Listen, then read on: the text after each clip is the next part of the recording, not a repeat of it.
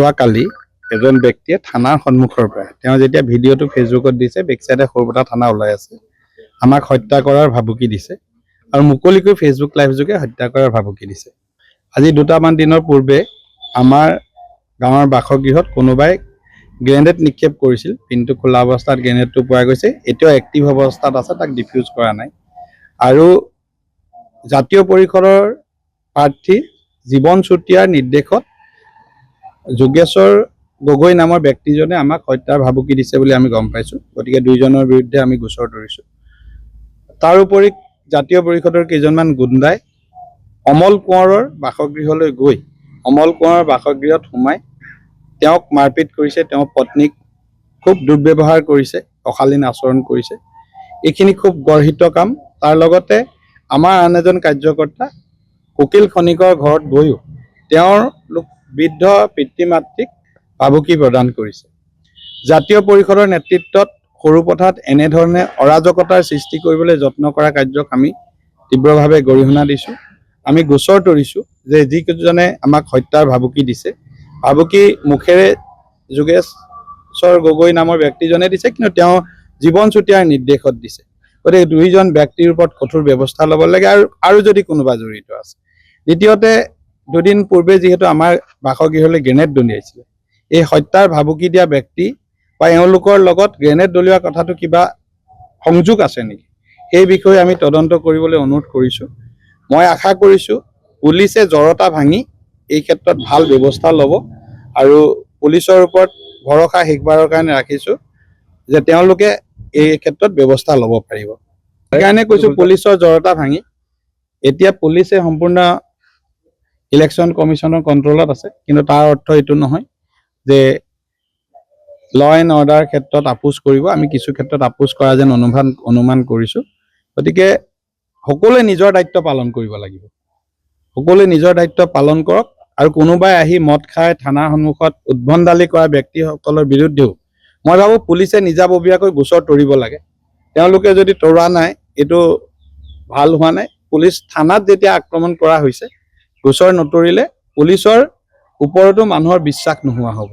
থানাত আহি শ হিচাপত মানুহে, আৰু সেই সময়ত আমি নিশ্চিত যে মেডিকেল কৰিলে তাৰ 100% তাত এলকহল তেওঁলোকৰ শৰীৰত পালেহেঁতেন। যি অৱস্থাত কালি ড্ৰাই ডে আছিলে, মদ বন্ধ আছিলে, সেই সময়ত তেওঁলোকে কেনেকৈ মদ খাই থানাৰ সন্মুখত এনেদৰে উদ্ভণ্ডালি কৰিবলৈ পালে। কাৰণ যিটো ঘটনা ঘটিছিলে এইটো এখন গাঁৱত ঘটনা ঘটিছিলে। তাত কোনে ঘটাইছিলে, কি ঘটাইছিলে, আইনত গোচৰ দিলে নিশ্চয় আইনে ব্যৱস্থা ল'ব। কিন্তু তাক এটা ৰাজনৈতিক ৰহণ দি তেওঁলোকে সৰুপথাৰত এটা পৰিৱেশ বিনষ্ট কৰিবলৈ যত্ন কৰিছে। গতিকে মই কঠোৰভাৱে এই ঘটনাৰ গৰিহণা দিছোঁ আৰু পুলিচৰ ওপৰত শেষবাৰৰ কাৰণে ভৰসা ৰাখিছোঁ যে যোৱা দিনকেইটাত পুলিচৰ যি দুৰ্বল ভূমিকা, তাৰ পৰিৱৰ্তে পুলিচে এটা শক্তিশালী ভূমিকা ল'ব পাৰিব। ভাবুকি মই অলপ দিনৰ পৰা পাই আছোঁ। দুদিন পূৰ্বে আমাৰ গাঁৱৰ বাসগৃহত কোনোবাই গ্ৰেনেড দলিয়াইছিল, এইটো এটা ভাবুকি। কালি এজন ব্যক্তিয়ে সামাজিক মাধ্যমত মুকলিকৈ আমাক হত্যা কৰাৰ ভাবুকি দিছে, যিজন জীৱন চুতীয়াৰ কাষতে আছিল আৰু জীৱন চুতীয়াৰ লগত থাকি থানাৰ সন্মুখৰ পৰা আমাক হত্যাৰ ভাবুকি দিছে। মই ভাবোঁ এইটো অতি দুঃসাহস হৈছে আৰু এইটো অতি গৰ্হিত কাম হৈছে। পুলিচে নিশ্চিতভাৱে নিজাববীয়াকৈ ব্যৱস্থা ল'ব বুলি আশা কৰিছোঁ। আৰু এনেদৰে যদি অৰাজক পৰিস্থিতিৰ সৃষ্টি হয়, তাকো জাতীয় পৰিষদৰ প্ৰাৰ্থী জীৱন চুতীয়াৰ নেতৃত্বত, এইটো আমাৰ কাৰণে বৰ দুৰ্ভাগ্যজনক। মই প্ৰথমৰ পৰাই কৈ আছিলোঁ যে সুস্থ প্ৰমূল্যবোধেৰে এক ৰুচিসম্পন্ন ৰাজনীতিৰ কাৰণে সকলোকে আদৰণি জনাইছিলোঁ। কিন্তু তেওঁলোকে কালি বিভিন্ন ঠাইত অসমত দেখিছোঁ যে তেওঁলোকে এটা ছিটুৱেশ্যন ক্ৰিয়েট কৰিবৰ কাৰণে পূৰ্ব পৰিকল্পিতভাৱে তাতে তেওঁলোক সাজু হৈ আছিল। আৰু কালি মৰিয়নি, শিৱসাগৰৰ লগতে সৰুপথাৰতো থানাৰ সন্মুখত ৰাতি বহুত দেৰিলৈকে তেওঁলোকে এটা বিক্ষিপ্ত ঘটনাক কেন্দ্ৰ কৰি ধৰ্ণা দিছে। জীৱন চুতীয়াই নিজে প্ৰাৰ্থী হিচাপে তাতে অৱস্থান কৰিছে আৰু তাতকৈ ডাঙৰ কথা, অত্যাধিক মদ্যপান কৰি তাত উপস্থিতসকলে চৰকাৰী বিষয়া, পুলিচ সকলোকে খুব দুৰ্ব্যৱহাৰ কৰিছে, যিটো লাইভ ছ'চিয়েল মিডিয়াত লাইভ কৰোঁতে ওলাই আছে। মই ভাবোঁ গণতন্ত্ৰৰ কাৰণে সুস্থ নহয়। আইনৰ ওপৰত বিশ্বাস নথকা কোনো ব্যক্তিয়ে গণতন্ত্ৰৰ কথা ক'লে শোভা নাপায়।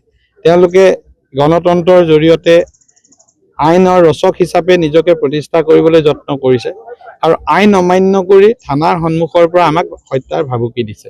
গতিকে মই ভাবোঁ এই তদন্তৰ আওতালৈ যিসকল জড়িত তেওঁলোকক আনিব লাগে আৰু জীৱন চুতীয়াৰ পৰিচালনাতে সেই গগৈ উপাধিৰ ব্যক্তিজনে আমাক হত্যাৰ ভাবুকি দিছে, কাৰণ তেওঁ কাষতে আছে আৰু মই ভাবোঁ যে জীৱন চুতীয়াই এইটো এটা গৰ্হিত কাম কৰিছে। আইনী ব্যৱস্থা হ'ব, কিন্তু আজি যিহেতু মই ভোট দিবলৈ ওলাই আহিলোঁ, মই ৰাতিপুৱাহে দেখিছোঁ ভিডিঅ'টো দেৰিকৈ টিভি নিউজৰ জৰিয়তে, গতিকে আইনী ব্যৱস্থা নিশ্চিতভাৱে হ'ব।